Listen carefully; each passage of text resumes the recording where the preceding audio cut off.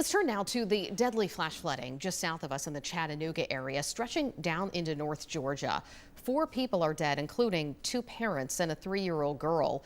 Organizations, including the Red Cross, are stepping up to help. Madison Sims at our NBC station in Chattanooga spoke with volunteers and people who had to leave their homes.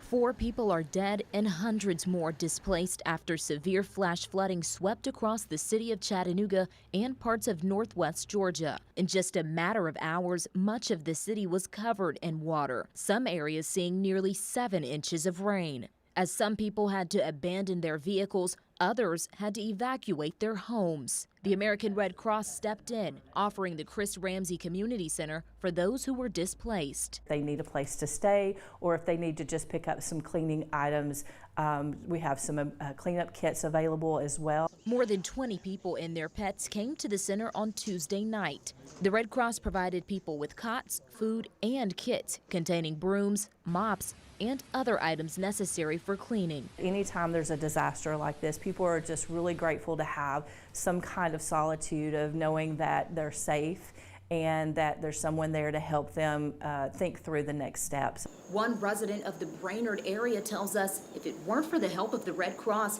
he wouldn't have had anywhere to go. Felt the bad about it. I really did. See, everything was just destroyed. I mean, it's wet.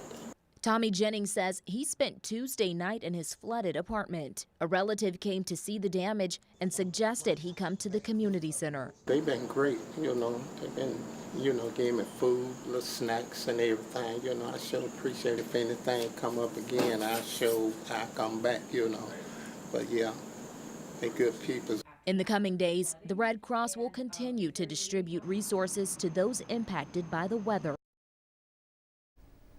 Anyone in the Chattanooga area needing help after that flooding can call 1-800-RED-CROSS.